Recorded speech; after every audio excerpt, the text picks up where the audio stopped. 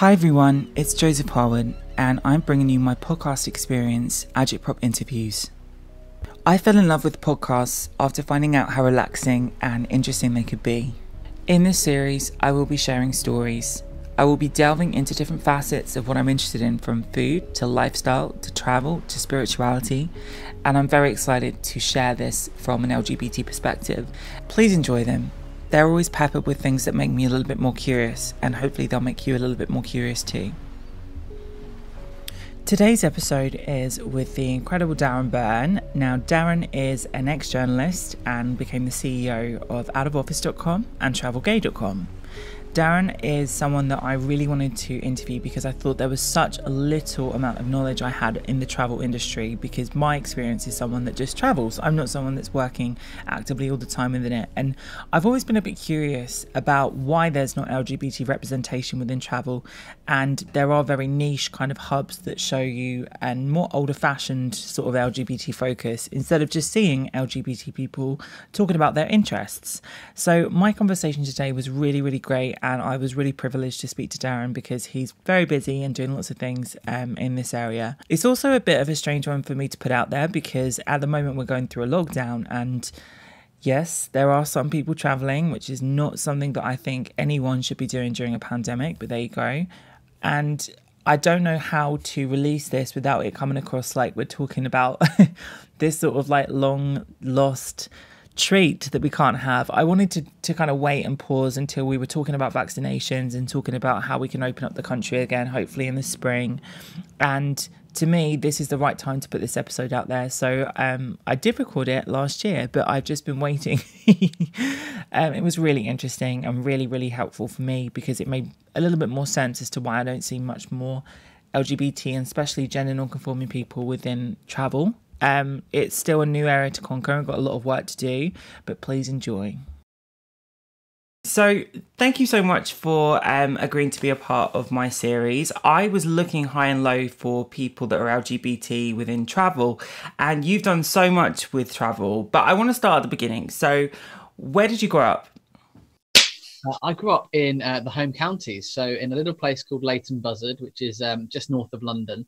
And yeah, I had a pretty lovely childhood, to be honest, which I think is unusual in this day and age. People say, oh, you know, I had a really troubled childhood, or it was really difficult growing up, or it was difficult coming out. And, you know, I had some elements of that, but by and large, I had a pretty pleasant childhood. And yeah, it was a lovely little place to grow up, really. That's cool. I like Leighton. My partner's surname is Leighton, so I like Leighton. So I know you started out as an assistant news editor at ITM when you were 20. Did you always want to be a journalist?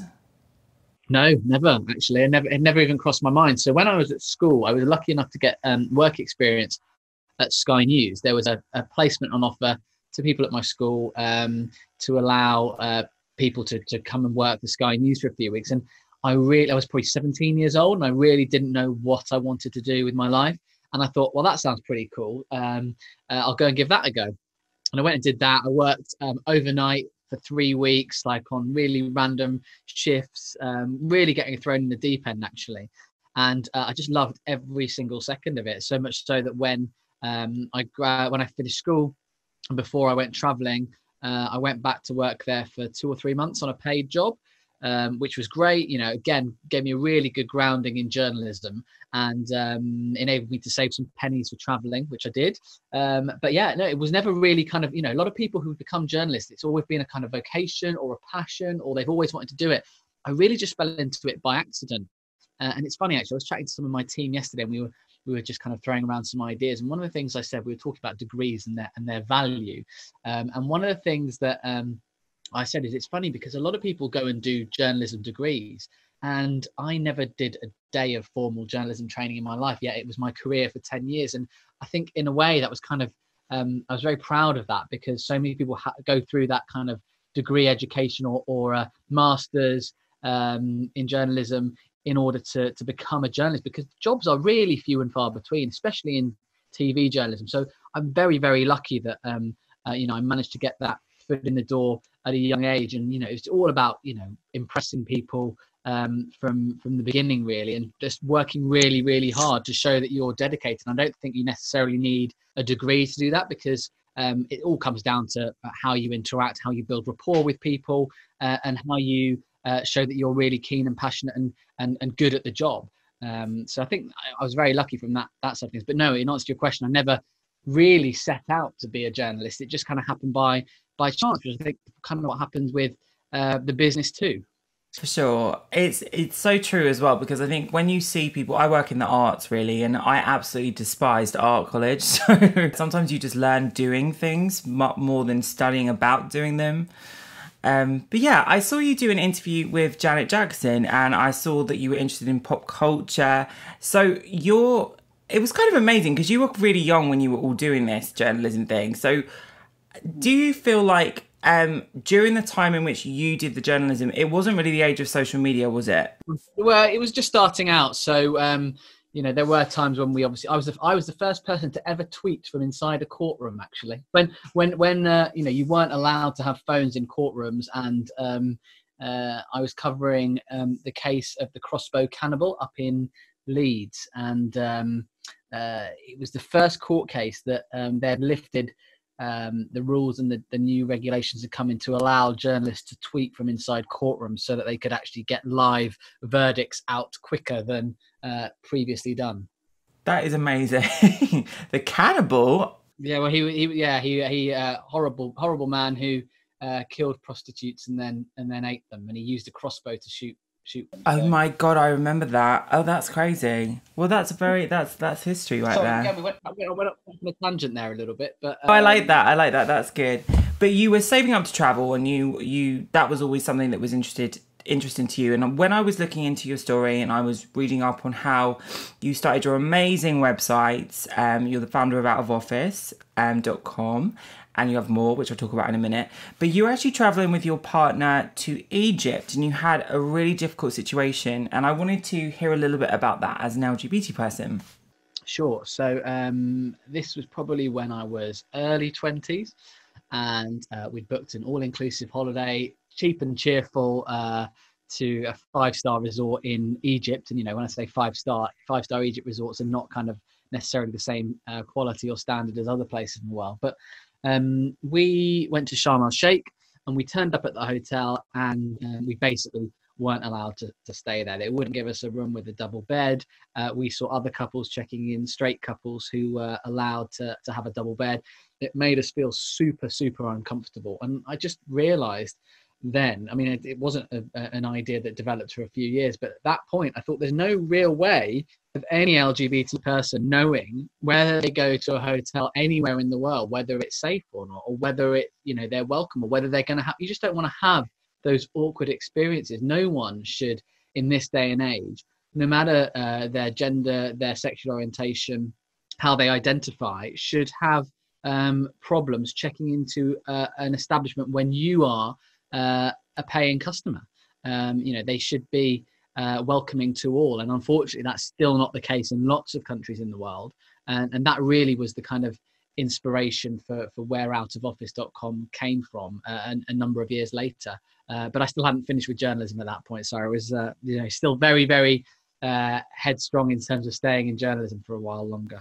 So what, if you were to summarize what Out of Office is, how would you explain it? Because it's such an amazing website. And when I was to give some background, I worked in beauty for 10 years, but I had this ambition to kind of fill voids of things I couldn't find as an LGBT person. And I found it so difficult to find LGBT hotspots in travel that gave that sort of information without it being specifically pride driven or like about gay specific events. I wanted to know I could go anywhere and what would happen when I got there. Do you know what I mean? And I think it was so incredible when I saw Out of Office and started to look more about what you guys do, because even when it comes to the marketing of seeing people like yourself, you're so like you're so forward thinking with things like that. And I think that's so clever. So would you give a little bit of information about what you guys do? Sure. So Out of Office, it really is a luxury tailor-made travel company, but everything we do is LGBT friendly. So actually not all of our clients are LGBT, which is great. That's exactly what I kind of set out to achieve, to build a company that, welcomes everyone regardless of who you love.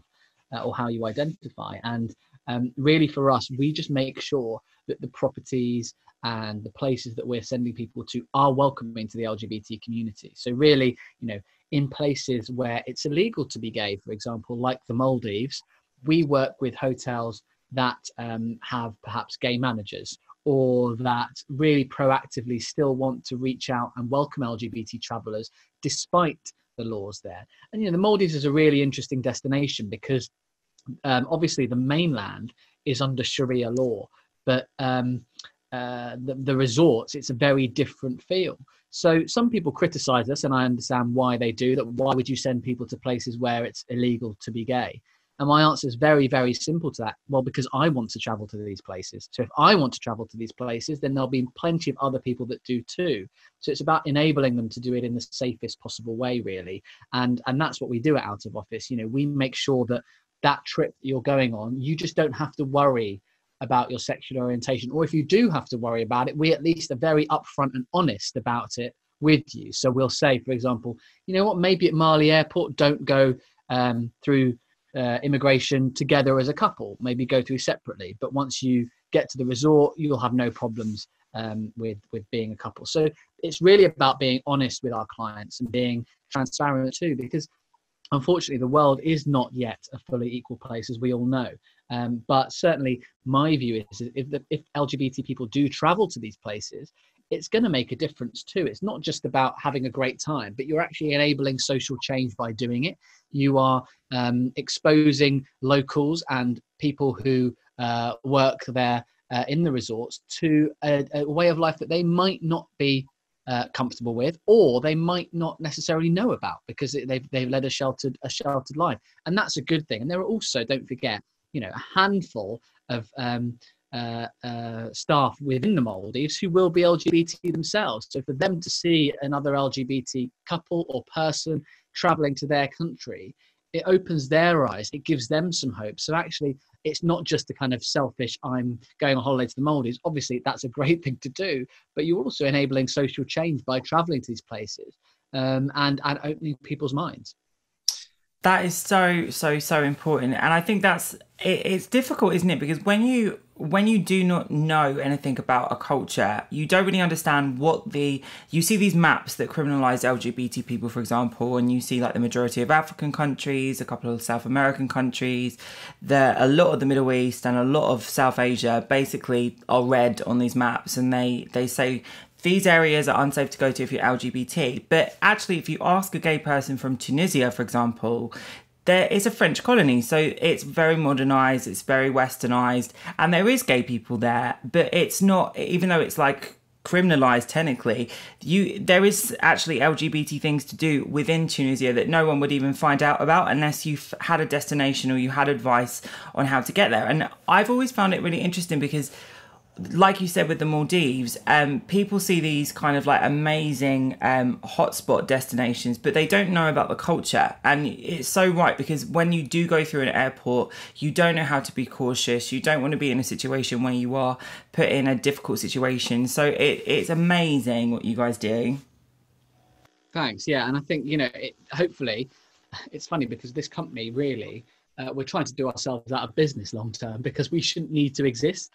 In an ideal world where equality is everywhere, there shouldn't be the need for our company. But you're right, when you Google things like gay holidays or things like that, there's so much tokenism out there in terms of mass market brands jumping on the pride bandwagon and adding, oh, here's a hotel in Gran Canaria, or here's a hotel in Mykonos. Well, it's just a bit too obvious for me. And we're a bit more subtle than that. We don't really plaster rainbow flags all over our website in terms of Out of Office, because we don't need to.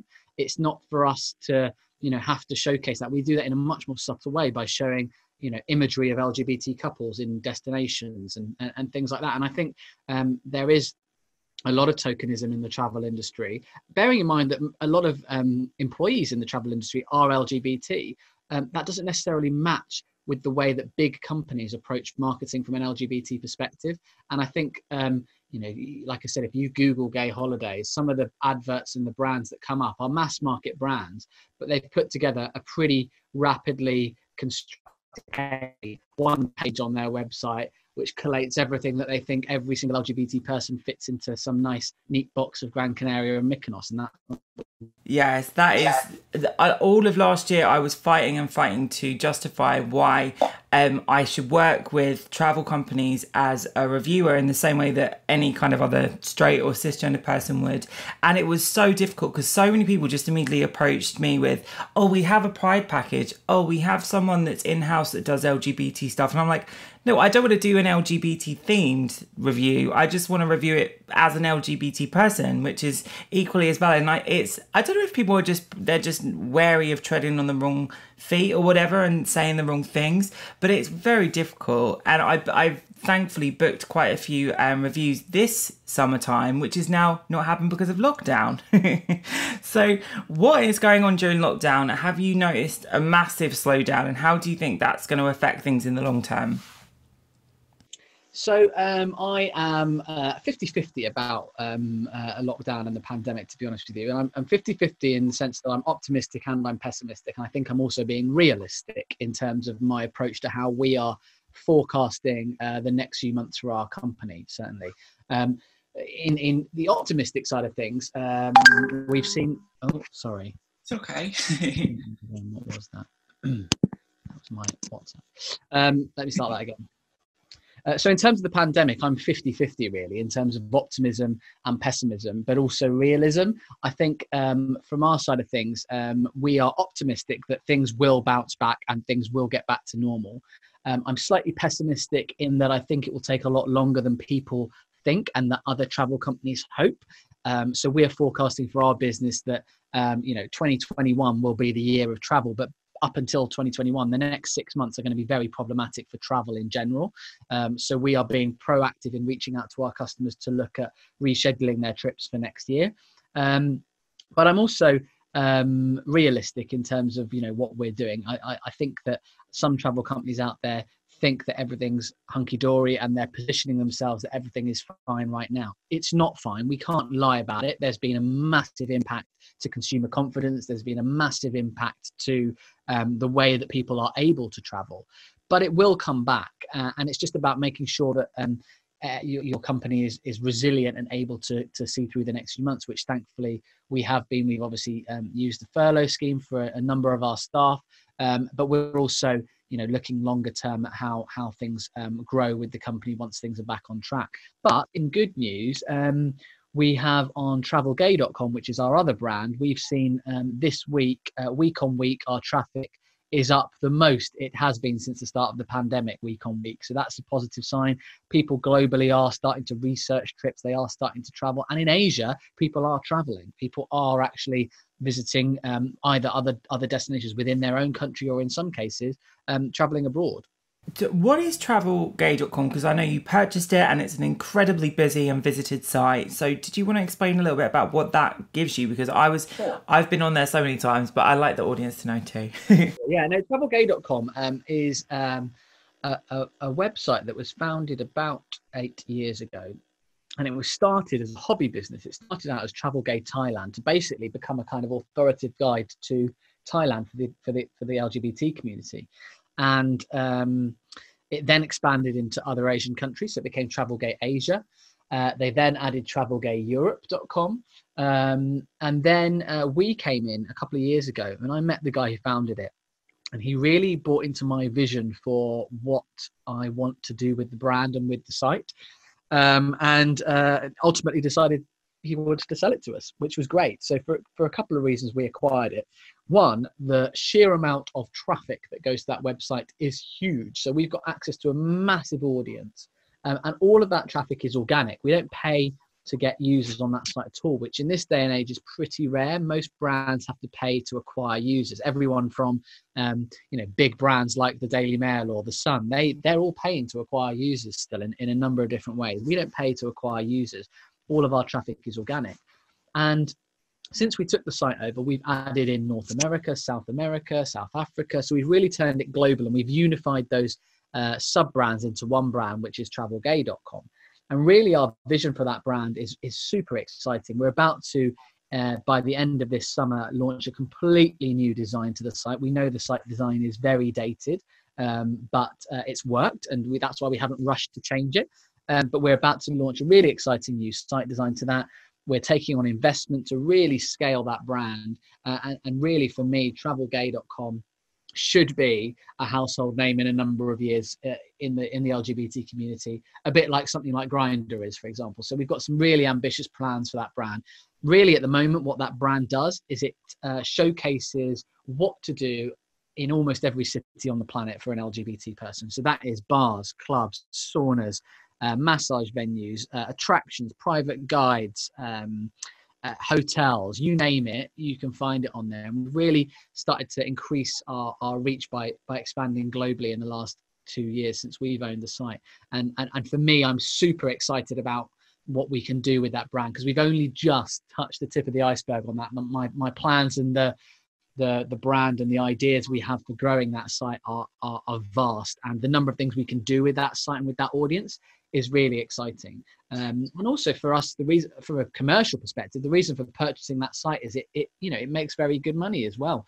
And also from an out of office perspective, we're able to now access the travel gay audience to cross market our products, which we weren't able to do before. It was very hard for us to find LGBT travelers and consumers when we just had out of office. We'd have to, we pay to acquire users on out of office, and we'd have to go onto Facebook and try to target someone who read Attitude magazine and liked Kylie Minogue, for example. That's as accurate as we could get with our targeting. Suddenly we have access to the travel gay audience, and we can market to all those people.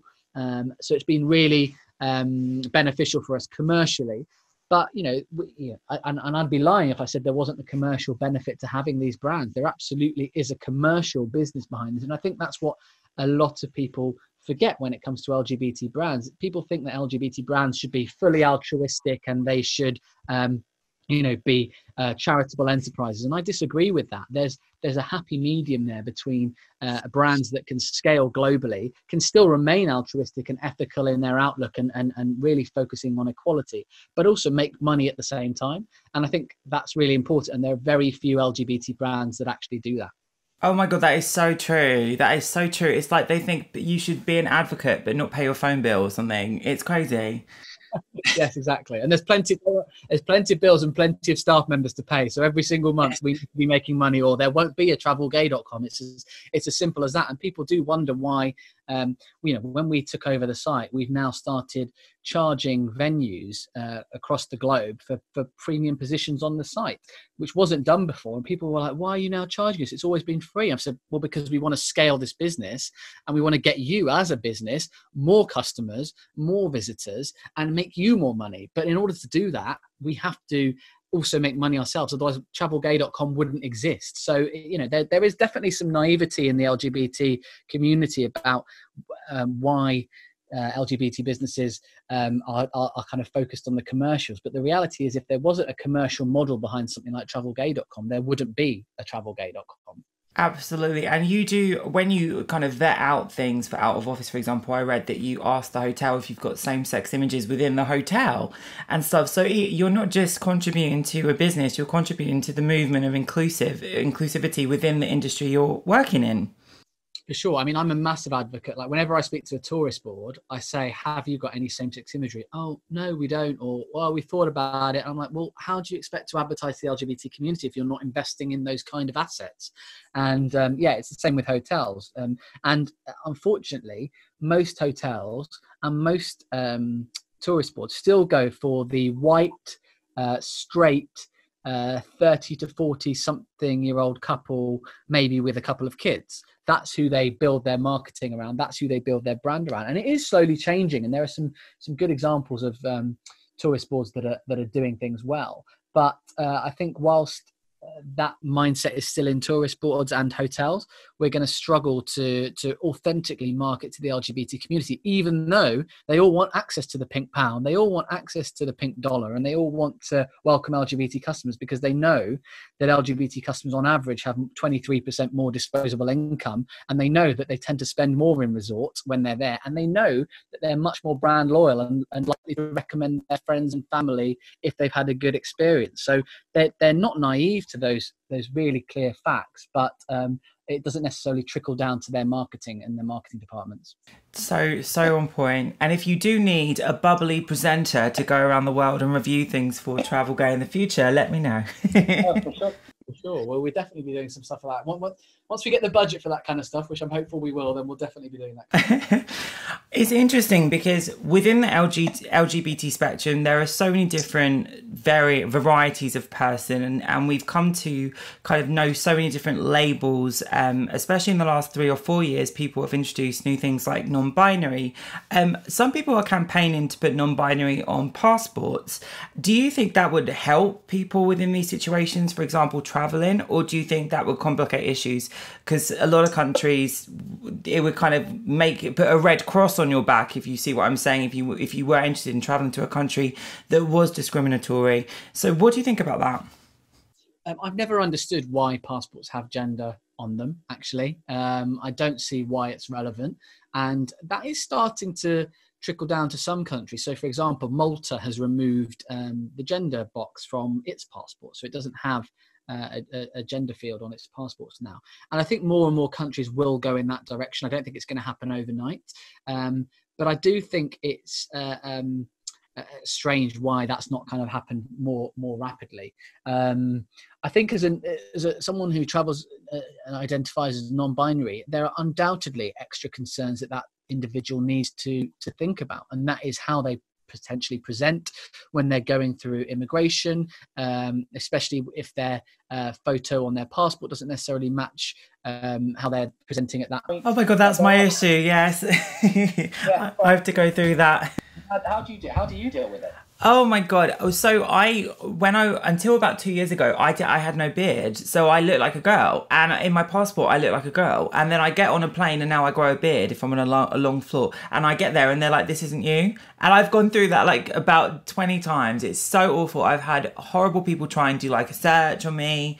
I've had everything you can name happen to me when I got there. And I didn't know what to do when I got there. And one of the reasons why I wanted to go into travel is to say that to people, because I was like, trying to find some sort of insight into what support you get, like maybe a UK embassy contact or things like that, just to be cautious, because I thought a couple of times it was a bit invasive, more than I think is appropriate, and I just didn't know what to do. So that was my motivation to start doing more work in travel anyway, because I thought, oh my God, I can't keep on going through this, because I thought I might have to actually change my passport, and then when I go out to like a club or something and they ask for my ID, they won't recognize me there. So I'm like, I don't know what to do. It's a minefield, unfortunately, and I don't unfortunately see it getting much easier anytime soon. I think there will still be challenges, and that's because even if improvements are made in our country, those improvements aren't necessarily made in every country at the same time. And we've seen that with LGBT rights, just more generally. So it is a problem. And I think, it's something that hopefully people will open their eyes to a bit more in the coming years, because it certainly needs to happen. And there certainly doesn't need to be a male or female tick box on a passport, in my opinion. I think that's the way forward, and it makes a lot of sense.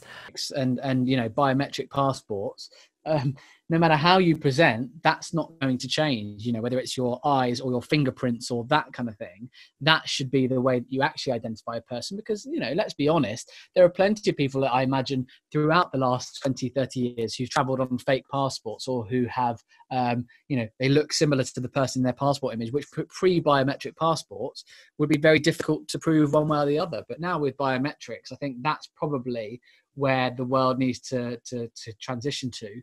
And I think that's where we'll get to. But obviously, that should help from a non-binary perspective too. If you were to advise travellers that wanted to explore kind of unconventional places that were LGBT friendly, do you have any, just like off the top of your head, like recommendations of places to look? Because then maybe people can go through all of the websites and find out all the tea. But because there's so many places that I think people just don't think of, but Malta is top of the LGBT index, which I was surprised by. So what do you think is a great destinations? Oh, where to start? Let's start with Malta, because you mentioned it. Malta's a really interesting case study, because just a few years ago, it was really low down on the LGBT index of countries to visit. And that was because traditionally it's a Catholic country. They didn't have many provisions and protections in place. But actually, they really consciously made an effort to change that. So much so that they really focused on pride. As I said, they took gender off their passports. They've really marketed the LGBT community.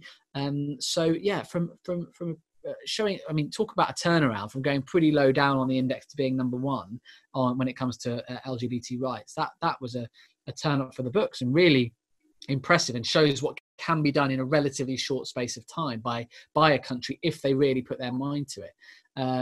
But you know, when it comes to destinations, there are so many that every single destination on earth you'll find has its own challenges when it comes to LGBT. It might be that, you know, like I said, in the UK, gender's still on passports, or you know, why is the UK not number one when, you know, arguably we do have some very good LGBT rights, but there are still a lot of things that especially in the trans world that still need rectifying with the Gender Reform Act and things like that. So I think when it comes to destinations, it's really hard to pick them out because it's very individual, and it depends on where on the spectrum of LGBT an individual identifies, and how relevant that destination is to it. So I wouldn't want to necessarily kind of come out all guns blazing for one particular destination, but you know, there are obviously some traditional destinations, and we talked about Gran Canaria and Mykonos before. There are some traditional destinations which are welcoming, but then you look at Greece and Mykonos and places like that, and same-sex marriage, legal same-sex marriage, is still not possible in destinations for tourists, for example. So there's still a long way to go in almost every destination. I can't think of a destination that doesn't still have progress to make. Definitely. It's always ever changing. Like I love Japan, but Japan has ruled back some crazy rules on trans inclusion and sterilization, I think, if you want to transition. But it's just like bonkers, really, some of the stuff that goes on, and it's always different. Do you have any memorable destinations that you personally have gone on that you could be like, oh, that was my favorite highlight trip? There's a few places. So I love Australia. I lived there for a bit. That's where I went traveling when I was younger, and it's such a beautiful country. I love Iceland as well. I think, you know, there's a lot in such a diverse country in terms of the nature and the activities you can do there. I loved Finnish Lapland. So I went there and saw the Northern Lights there, stayed in one of those amazing glass igloos where you kind of sleep under the Northern Lights, which is just incredible. From a southern hemisphere, South Africa and Mauritius are great places to pair together. Sri Lanka and the Maldives, really good places. Again, people might think, oh, Sri Lanka, Maldives, not sure about that, but I've traveled to them and they're great. And again, if you do it the right way and you're staying in the right places, you won't have any challenges there. I love different parts of America. America's a really diverse place. Everything from, you know, the kind of gay meccas of America, i.e. Fort Lauderdale, Key West, Provincetown, Palm Springs, anywhere in California, basically, like, you know, such diversity there, such diverse nature. And then I love the Greek islands as well. So everywhere. Everywhere. Find out all of the information on your website. So I will link everything in the description below. Thank you so much for taking the time to speak to me today and sharing a little bit of info about what you do and travel, because it has been so hard to narrow down like travel people to interview, and I've been meaning to connect with you. So sorry I reached out on Twitter. Fine.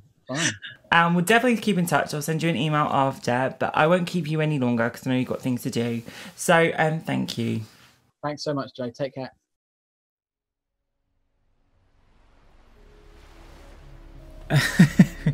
I'm editing the audio and then I'm recording this at the very end, and I have to say I'm a bit frenetic. So I apologise to the wonderful Darren, who is a professional journalist, because I'm more of an interactive host, shall we say. But check out Out of Office and travelgay.com because they are such amazing websites for LGBT people to look at. You can learn more and check out Darren on all his social media for all his stuff. And don't forget to subscribe to Agitprop interviews on your podcast app. We're on iTunes, SoundCloud, and all the above. Take care. Find me on my Facebook, my Instagram, my Twitter, agitprop.world, and I'll see you in the next episode.